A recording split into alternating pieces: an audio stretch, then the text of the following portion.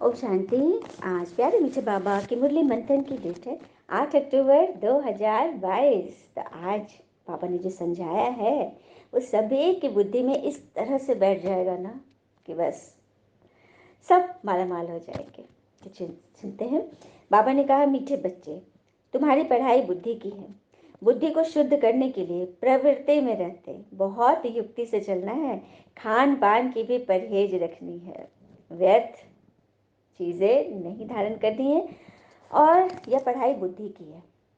सब कुछ बुद्धि में डालना है, क्योंकि बुद्धि को तो क्लीन करना है ना। और कहाँ करना है? परिवार में रहते, है ना। यही तो मेहनत है ना, तपस्या यही है ना। साधु लोग तो ज्ञान धारण करने के लिए, परमात्मा को मिलने के लिए घर बार छोड़ देते हैं, लेकिन बाबा कहते हैं कुछ भी नहीं छोड़ना है। और सब कुछ मौज मनाते हुए, नाचते गाते झूमते भगवान की याद में रहना। बुद्धि, मन बुद्धि, मन बुद्धि तो कोई चीज़ नहीं है जो यहाँ उठाए वहाँ रख दी। कुछ काम तो नहीं करना है, हाथ काम कर रहा है, लेकिन बुद्धि भगवान की याद में है ना। तो ये करना है। प्रश्न, ईश्वर की कारोबार बड़ी वंडरफुल और गुप्त है। कैसे? भगवान की कारोबार बड़ी वंडरफुल और गुप्त है, क्योंकि हर एक के कर्मों का हिसाब किताब चुकतो करवाने की कारोबार बड़ी वंडरफुल और गुप्त है। तो कौन सा बाबा का कारोबार है? भगवान का कारोबार है। हर एक के कर्मों का हिसाब किताब चुकतो कराना। जो हमने 2500 वर्ष से, 63 जन्म से जो हिसाब किताब बना है ना, हाँ, सूक्ष्मति से देखेंगे बाबा तो हर एक के पूरे शरीर में ना बंधनों का एकदम जजीरा है, जाल है। तो उन हिसाब किताब को चुकतो कराने के लिए भगवान आए हैं इस संगम युग पे। सिर्फ इसी एक जन्म में हमारे 63 जन्मों का हिसाब किताब चुकतो होना है। तो कैसे होगा? यदि अच्छी रीति ज्ञान को समझेंगे, ये ज्ञान स्नान करते रहेंगे, बस इससे कनेक्ट रहना है। कोई कितना भी अपने पाप कर्म छिपाने की कोशिश करे, लेकिन वो छिप नहीं सकता। सजा जरूर भोगनी पड़ती है। हर एक का खाता भगवान के पास है। इसलिए बाबा कहते हैं कि वो सारे खाते जो तुम्हारे बिगड़े हुए थे ना, सबको बनाने में आया हूँ, सुधार करने में आया हूँ, है ना। कोई अच्छा टीचर होता है और बच्चे से गलती होती है, छोटे बच्चों को क्या दिया जाता है? Pencil and rubber, pencil and rubber. लेकिन जब वो बड़े हो जाते हैं तो पेन मिल जाता है। पेन में मिटाने की मतलब मार्जिन नहीं रहती है, लेकिन रबर में है। तो अभी हमारे पास रबर भगवान ने, बाबा ने दिया हुआ है। कुछ भी गलती हो, भगवान को बताने का रबर यूज़ कर ले, ज्ञान में चले, मुरली सुन ले, मंथन सुन ले, बस हमारा मिट जाएगा। वही रबर है, ठीक है। तो भगवान उसको बताने के लिए आए हैं। सारे विकर्म हमारे चुकतो करा रहे हैं, तो अच्छा है ना। ओम शांति। बाबा पूछ रहे हैं, बच्चे किसकी याद में बैठे हो? तो बच्चे कहते, बाबा हम आपकी याद में बैठे हैं। जिनसे तुम अभी 5000 वर्ष बाद मिले हो, वो कल पहले माफिक वर्षा ले रहे हैं। क्या बात है, बच्चे 5000 वर्ष के बाद भगवान से मिलते हैं और कल पहले माफिक भगवान की वसीयत का मालिक बन जाते हैं, वारिस बन जाते हैं। यह तो हर एक के दिल में होगा ना कि अभी हम इस नरक रूपी भंभोर को स्वर्ग बनाने आए हैं। हर एक के दिल में, क्योंकि हम भगवान का काम कर रहे हैं। भगवान आए ही इस नरक को स्वर्ग बनाने, कलयुग को सत्युग बनाने, और हम सबकी उंगली उसमें लगी हुई है। गोवर्धन पर्वत श्री कृष्ण ने उठाया, उनके हाथ तो लगे, काली उंगली, लेकिन सभी गांववासी की भी उंगली लगी थी। तो हम सभी बच्चों की उंगली लगेगी, तभी ये कलयुग रूपी गोवर्धन पर्वत उठ पाएगा। ये बाबा कहते हैं कि मैं हूँ गुप्त, मेरा ज्ञान भी गुप्त है और मेरा वर्षा भी गुप्त है। अभी तो गुप्त है ना, दुनिया तो नहीं जानती। जबकि लौकिक पिता जो शरीर के पिता होते हैं, उनका वर्षा तो प्रत्यक्ष दिखाई देता है कि कितने कितने वसीयत में सबको कितनी हिस्सेदारी मिली, वो तो सबको दिखाई दे रहा है ना। हाँ, और लौकिक पिता उत्तराधिकारी के लिए मतलब मनन करते हैं ना कि किसको बनाए। जैसे किसी को 4 बच्चे हैं, अब किसको अपना उत्तराधिकारी बनाए? ये क्वेश्चन तो रहेगा ही ना कि कौन सबसे लायक है। चलिए एक प्रसंग सुनते हैं। एक बार एक बहुत बड़ा साहूकार, बहुत बड़ा बिजनेसमैन, उसका काफ़ी बड़े रुपए एम्पायर फैला हुआ है पूरा, और उसके 4 बेटे हैं और चारों ही मतलब बराबर बराबर 1-1 साल के अंतर पे एकदम सभी एकदम युवा वयस्क, संभालने लायक। अब पिता को लगा कि किसको हम सौंपे सारी जिम्मेदारी, बागडोर किसको दे। तो उनको एक युक्ति सूझी। तो उन्होंने बच्चों को बुलाया, बोले सुनो, मैं तीर्थ पर जा रहा हूँ, करीब साल भर पर आऊँगा। सो मैं तुम्हें कुछ सौगात देना चाहता हूँ, तुम इसको संभाल के रखना, साल भर के बाद मैं आकर तुमसे देखूंगा, पूछूंगा। तो इन लोगों को लगा कि लगता है पिताजी कुछ बहुत खजाना देकर जाएंगे, पैसे कौड़ी देकर जाएंगे।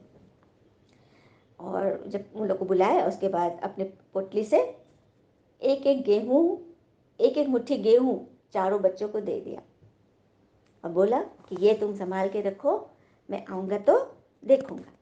इन लोगों को तो समझ में नहीं आया पिताजी की क्या उम्मीद लगाई थी, क्या मिलेगा और मिला क्या। उसका पिताजी चले गए। अब देखिए चारों की शादी भी हो चुकी थी। चारों की पत्नियां भी जब सुनी ये बात कैसे ऐसा हुआ, तो एक भाई की पत्नी और दोनों मिलकर डिसीजन किया कि पिताजी लग रहा बोल रहे हैं कि इसका आटा बनाकर खाया जाए। तो उसने आटा बना के खा लिया। एक ने क्या किया, अरे पिताजी ने दिए हैं, बड़ा भाग्य की बात है। वो पूजा स्थल में अपने लॉकर पे, जहाँ धन की संभाल करता था, वहाँ पे रख दिया कि बहुत अनमोल चीज़ है, उसको रख दिया, पिताजी आएंगे तो देखेंगे। तीसरे ने क्या किया, उसकी वो दोनों मिलके, उन लोगों की सोच जो थी कि रखते ही कुछ दिन उसके ऐसे तैसे कहीं रख दिया और धीरे धीरे वो झाड़ू वाड़ू में ख़त्म हो गया, हट गया, फेंका गया। चौथे पति पत्नी ने क्या किया कि पिताजी ने मुट्ठी गेहूँ दिया है, उसको ले जाकर, बहुत बड़ा उन लोग का खेत खलिहान भी था, काफ़ी बड़ा था, वहाँ पर छिटवा दिया। ठीक है। साल भर के बाद पिताजी आए तो पूछे कि कहाँ है वो। तो सबने अपना अपना जो तीनों ने किया था बताया। एक ने खा गया, एक का फेंका गया, एक संभाल के रखा था, पिताजी को ला के दे दिया। साल भर के बाद उसका क्या हाल हुआ होगा बताइए। लेकिन जब चौथे बच्चे से पूछा तुम्हारा, तो मेरा तो ऐसे दाना नहीं है, कहाँ है, मैं आपको दिखाऊंगा, और उसको लेके चला गया खेतों में। हाँ, और जो मुट्ठी अनाज छीटा था वो अभी खूब उसे फसल उगी और खूब सारा गेहूं का बोरा बन गया। तो पिताजी तो पहचान लिए, इसी के लिए उसने उन्होंने ऐसा किया था। और सारी बागडोर किसे मिली, जिसने पिता की बात का मान रखा और अपनी बुद्धि चलाई, धारणा किया, उसको मिला ना उत्तराधिकारी। तो भगवान क्या कर रहे हैं, हमारे माता पिता वही है ना। हाँ, तो उन्होंने हमको ज्ञान श्रीमत की गेहूँ दिए। अब इसके एक एक रत्न को, एक एक शब्द को किस तरह से हम अपने जीवन में उतारे और उसको कितना बढ़ा दे, औरों को कितना बढ़ा, तभी तो बाप प्रसन्न होंगे ना। यही बात है। फिर बाबा कह रहे तुम बच्चे जानते हो कि अभी तुम्हें ज्ञान का तीसरा नेत्र मिला है, तुम्हारी आत्मा सोई पड़ी थी, मैं ही आकर तुम्हें इस ज्ञान की संजीवनी बूटी सुंघाए तुम्हें जगा रहा हूँ। ज्ञान की संजीवनी बूटी, क्योंकि माया ने हमें बेहोश कर दिया था। तभी तुम श्रीमत पर अपनी खोई हुई राजधानी वापस पाने का पुरुषार्थ कर रहे हो। जो आत्माभिमानी बनते हैं, आत्माभिमानी बनना पड़े ना, क्योंकि पहले शरीर है, शरीर की संभाल के लिए पहले आत्मा को जगाना है, मन को जगाना है। क्योंकि मन जग जाएगा तो शरीर को अपने आप उठा लेगा। मन ही नहीं जगता है, मन ही सोचता है ना कि कर लेंगे, हो जाएगा। कोई तबीयत खराब है, किसी के कोई घाव वगैरह है, कुछ भी है, तो पहले मन में संकल्प करो मुझे अपने आप को ठीक करना है। ठीक है, ये संकल्प हमें सफलता दिलाएगा। फिर बाबा कहते मैं आकर इस ब्रह्मा तन द्वारा तुम्हें रोज मीठे बच्चे कहते हुए स्मृति दिलाता हूँ, याद दिलाता हूँ कि मैं आ गया हूँ तुमको दैवी राजधानी के लिए पुरुषार्थ कराने के लिए। तो पुरुषार्थ पूरा करना है ना। बाबा कह रहे मैं आया हूँ तुम्हें दैवी राजधानी दिलाने के लिए, स्वर्ग का मालिक बनाने के लिए तुम्हें पुरुषार्थ करा रहा हूँ। तो पूरा पुरुषार्थ करना है ना। सत्युग में सिर्फ तुम्हारा ही राज्य होगा। हाँ, तो जो भी श्री कृष्ण के वंशावली होंगे अर्थात दैवी कुल के होंगे वही आएंगे। ये भी है, ये भी बात है कि जो श्री कृष्ण की वंशावली होंगे, दैवी कुल के होंगे, वही आएंगे, वही नियम से चल भी पाएंगे। यहाँ कोई दूसरा आ नहीं सकता, चंद्रवंशी कुल भी नहीं होगा, क्योंकि सत्युग में सिर्फ 16 कला संपूर्ण ही पहुंचेंगे। हाँ, त्रेता में चंद्रवंशी आ जाते हैं, क्योंकि त्रेता चंद्रवंशी अर्थात 2 कला कम। सत्युग में 16 कला और चंद्रवंशी में 14 कला। तो सत्युग स्वर्ग में 1250 वर्ष में सिर्फ 16 कला संपन्न वाले ही पहुंचेंगे। बात बाबा ने आज बता दी। ये बात बहुत सहज समझने की। अब हम सबको अपनी चेकिंग करनी कि हम 16 कला संपूर्ण बनने वाले की लिस्ट में हैं। तो ये बात है। वहाँ कोई और धर्म नहीं होगा, जबकि यहाँ तो अनेकों धर्म है, जिस कारण आपस में कितना मतभेद और लड़ाइयाँ भी इसी की। अनेक तालियाँ बजती रहती। ताली कब बजती, जो 2 लोग बोलते हैं, एक ने मुख की ताली बजाई, दूसरे ने भी बजा दी, बस ताली बज गई, शोर हो गया। शोर नहीं करना है। यहाँ तुम गुप्त रीति ही नई दुनिया बनाने का पुरुषार्थ कर रहे हो, तो इसमें बहुत बहादुरी चाहिए। बाबा कह रहे हैं बहादुर बच्चे ही गुप्त रीति स्वर्ग बनाने का पुरुषार्थ कर रहे हैं। परिवार में बहुत केओस है, कोई ज्ञान में नहीं है, लेकिन फिर भी अपनी बात कहे बिगड़ नहीं रह सकते, क्योंकि उनका काम ही है। जहाँ जाओ वहाँ देखो मन में प्रश्न है, हलचल है, तो उनको बताना ही है, ये भगवान का काम है। पूजा पाठ भी करते हो, शांति जल रखते हैं ना, जो पूरे घर में पंडित जी बोलते हैं छीट दो, तो हम आत्मा की वाणी, हमारे मुख से जो एक एक बोल है वो महावाक्य है। उस महावाक्य की अमृत वर्षा जरूर करनी है। तो इसमें बहुत बहादुरी चाहिए। तुम्हारा नाम बदनाम भी होगा, कई लोग तुम्हारा मजाक भी उड़ाएंगे, लेकिन सब कुछ जिम्मेवारी भगवान को सौंप कर बहादुर बनो। तुम्हारा नाम ही है शिव शक्तियाँ। अब शक्ति को किस चीज़ पे बिठाए दिखाते हैं? शेर पर सवारी दिखाते हैं। शेर पर दिखाते हैं ना, शेर माना माया, शेर पर जिसने विजय प्राप्त कर ली, बहादुर बन गए, तभी तो उनकी महिमा है। तो बाबा कहते भल गृहस्थ व्यवहार में रहो, काम धंधा बच्चे आदि सब की संभाल करो, सिर्फ बुद्धि में यह धारणा करो, क्योंकि यह पढ़ाई मन बुद्धि की है।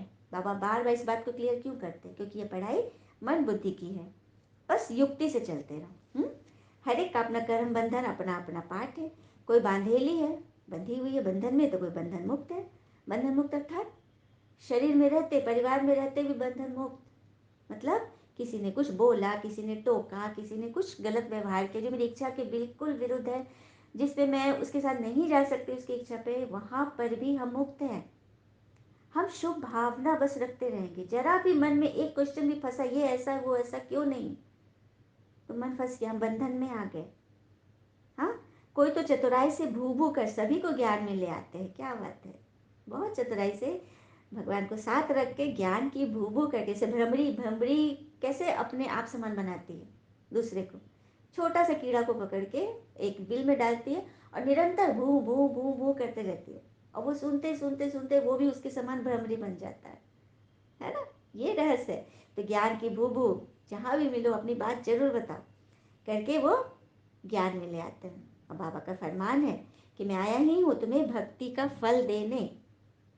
भक्ति, हमने इतनी भक्ति की है, द्वापर से हम भक्ति करते आए हैं भगवान को पाने के लिए ना।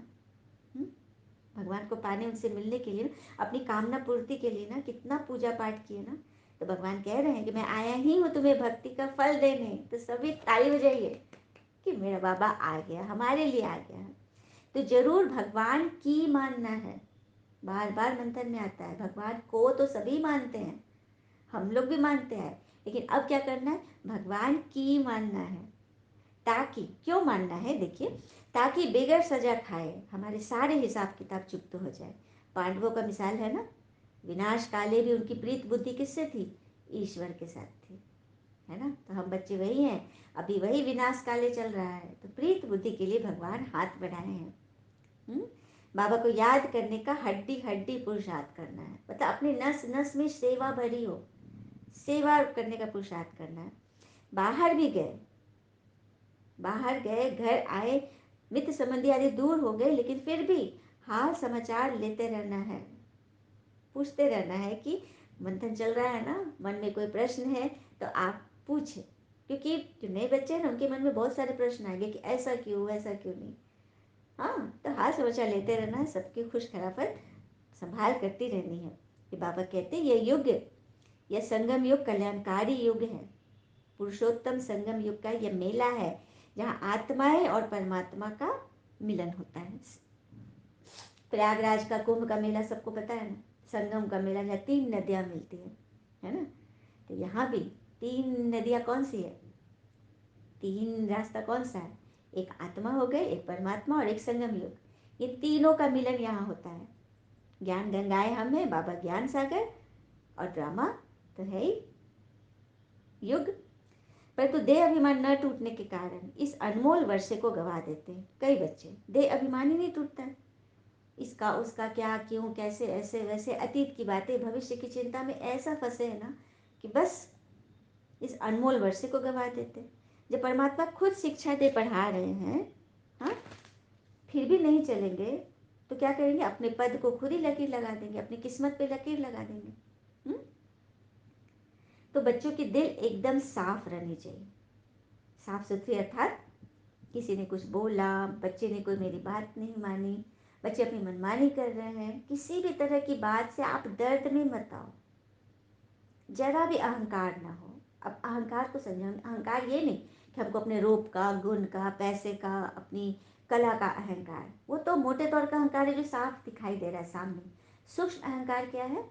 किसी की बात को दर्द में ले लेना, दर्द से अपने शरीर को बिगाड़ लेना, क्वेश्चन में चले जाना, कोई हिसाब किताब, किसी का शरीर में चोट तोड़ आई उसमें भी दर्द ले लेना, मेरे साथ ऐसा क्यों, दर्द में नहीं आना है, समझना है कि वाह चलो इतना होकर ही मेरा ग्रह कट गया, वाह वाह वाह वाह। हाँ, तो सूक्ष्म अहंकार, दर्द, क्वेश्चन, तकलीफ, चिंता, ये सब भी अहंकार है। इससे भी अपने आपको बचाना है तो एकदम साधारण गरीब बन जाओ, छोटा बच्चा बन जाओ। कभी बाबा ने बोला था मैं गरीब नाथ हूँ, दीनानाथ हूँ। गरीबों का बाबा मसीहा है। तो गरीब यहाँ पे सिर्फ धन के गरीब नहीं, 4 तरह के गरीब होते हैं। धन के, तन के, मन के, जन के। मन, मन बहुत फंसा हुआ है, निस्वार्थ सबको करना चाह रहा है, सबके लिए प्रेम स्नेह, लेकिन कोई से स्वीकार नहीं कर रहा, दुखी है मन से, तो गरीब। तन से, जिसको तन में रोग शोक है, हाँ, बार बार एक्सीडेंट हो रहा है, बार बार कुछ कुछ प्रॉब्लम आ रही है, तो तन से गरीब है ना। धन वैभव सब कुछ, लेकिन तन से रोगी है। सब कुछ घर में पड़ा है लेकिन हम खा नहीं सकते, डॉक्टर ने मना किया है ना, तो तन से गरीब हो गए ना। फिर धन से तो पता ही है। चौथा जन से, कोई नहीं समझने वाला, एक नहीं मानने वाला, तो हो गए ना। तो उनका बाबा है, गरीबनाथ उनका है। ठीक है, अब हम सब अपनी श्रेणी बांट लेंगे, हम किस श्रेणी में आते हैं, क्योंकि भगवान ने हमें चुना है ना, ये मंथन उसी के पास जा सकता है जो भगवान का लाडला बच्चा है। परंतु कई बच्चे धारणा करते ही नहीं, मतलब सुधरते ही नहीं, पुरानी चाल पर ही चलते रहते, समय बर्बाद करते। व्यर्थ की बात सोचना, करना, मूंझना, ये क्या है? समय बर्बाद करना। तो तुमको तो पुण्यात्मा बनना है, तो सदा ही श्रीमत के आधार पर कोई व्यर्थ संकल्प मत चलाओ, कोई व्यर्थ संकल्प नहीं। व्यर्थ संकल्प वह जिससे मेरा मन फंसे, तो मन से पूछना है बार बार कि क्या यह मतलब ताकत देने वाला है कि ताकत छीनने वाला है। मन मस्तिष्क के पहरेदार बन जाओ, उन्हीं को एंटर करने दो, जिससे तुमको शक्ति मिले, ऊर्जा मिले, तुम्हारा मन हमेशा प्रसन्न रहे। यह चेकिंग करनी है।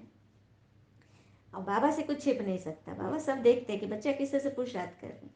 मैंने जो ज्ञान के पॉइंट बताया, आत्मा के द्वारा जो मैं धारणा के लिए पॉइंट बता रहा हूँ, उसको बच्चे कितना धारण कर रहे हैं। अगर धारणा नहीं तो सेवा नहीं, और सेवा नहीं तो फिर मन का मेवा भी नहीं मिलेगा। हमने सुना है ना, सेवा से मेवा। तो जितना सभी को बताओगे, भगवान का परिचय दोगे, भगवान के घर तक पहुंचाओगे। कई आत्मा घर ले जाने के लिए बहुत उत्सुक रहती कि एक बार चरण तो पड़ जाए। कोई बात नहीं, उस वक्त अगर नहीं कर सके तो आपके रीच में है, आप जरूर जाओ। कम से कम गुरुवार को वहाँ का भोग तो जरूर ग्रहण करो, जरूर ग्रहण करो, क्योंकि ईश्वर को स्वीकार कराया हुआ भोग है। हाँ, जहाँ पवित्र आत्माएं अपनी मन बुद्धि से, पवित्र मन बुद्धि से, पवित्र स्थान से भोग लगाती है भगवान को। बाकी देवी देवताओं को इतना पवित्र भोग नहीं लगता। कहीं भी बैठ कर कोई लड्डू बनाते रहते हैं, तीर्थों में भी पेड़ा बनता है और वही देवी देवता को चढ़ता है। देवी देवता भी इस भोग को तरसते हैं। तो अगर आत्मा मनुष्य को ये मिल रहा है तो कितने बड़े परम सौभाग्य की बात है ना।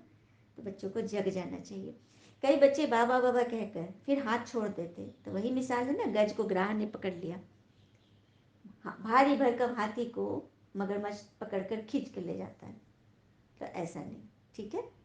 हाँ, तो ऐसा नहीं, बड़ी तपस्या के बाद हमें भगवान मिले हैं, ऐसा नहीं करना है। हाथ नहीं छोड़ना, हाथ छोड़ना मतलब श्रीमत को सुनना बंद नहीं करना है। रोज आप सुनिए, कोई भी विधि से आपको नेटवर्क नहीं है तो ऑडियो मिल रहा है, ऑडियो तो तुरंत खुल जाता है, आप जरूर सुने, मिस नहीं करना है।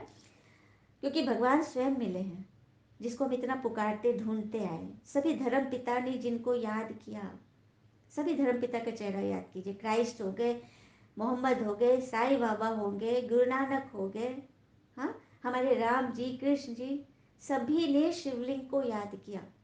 राम जी ने शिवलिंग की पूजा की तो रामेश्वर बन गया, श्री कृष्ण जी ने पूजा की तो गोपेश्वर बन गया, साईं बाबा ने पूरा पूजा किया तो सबका मालिक एक उंगली ऊपर। क्राइस्ट ने भगवान को माना तो he is God, God is one, God is light. Mohammad ने भी खुदा नूर है, खुदा एक है, सब ने उंगली ऊपर दिखाया। तो वो एक आ गया है, जिसको इन सभी धर्म पिताओं ने, जिसका परिचय देने आए, लेकिन लोगों ने क्या किया, ऊपर तक नहीं पहुंच पाए। उनकी उंगली को किसी ने देखा, बल्कि उनकी टीचिंग्स को, उसी को पकड़ लिया। क्योंकि उन्होंने तो कभी नहीं कहा कि मैं भगवान हूँ, मैं मालिक हूँ। सबका मालिक एक उंगली ऊपर है, लेकिन हम बच्चों ने उन्हें ही भगवान का दर्जा दे दिया। टीचर को पकड़ लिया, टीचिंग्स को फॉलो नहीं किया। तो पहचानो उसे, वो आया, वो नहीं थे तो हम नहीं पहचाने। इन धर्म पिताओं ने हमारा इतना कल्याण किया, हाँ, हम हमारे साथ रहे, लेकिन हमारी आत्मा का कल्याण तो नहीं हुआ ना। हमारी आत्मा से वो दर्द तो नहीं निकाल पाए ना, हमारे हिसाब किताब तो चुप तो नहीं कर पाए ना। हाँ, हमें निश्चय हुआ, हमारा मन भर थोड़ा सा लाइन पे आता है, लेकिन फिर वहीं चला जाता है, क्योंकि आत्मा का कल्याण सिवाय परमात्मा के कोई नहीं कर सकता। तो पहचानो उसे। सारे दुख दर्द वो दूर न करे, ये हो नहीं सकता। बाबा गारंटी देते हैं, वो भी अभी से 21 जन्म, 20 जन्म सत्युग देता, और ये संगम युग का ये एक जन्म, 21 जन्म। तो क्या करना, बस ज्ञान स्नान करते रहो, कोई मेहनत नहीं करनी है, इससे सटे रहो। वृक्ष की डाली, पत्ते, फल, फूल बनकर जिस रूप में आपको इस वृक्ष से सटे रहना है। जड़ कोई भी हो, जड़ निमित्त है, जड़ जमीन के अंदर है, गुप्त है, हाँ, पूरे वृक्ष में आप किसी भी रूप में बस सटे रहो। हाँ, जो कोई भी होगा उसकी पालना संभाल की जिम्मेवारी भगवान की है। अच्छा, मीठे बच्चों प्रति भगवान की नमस्ते, हम बच्चों के लिए प्यारे बाबा को नमस्ते।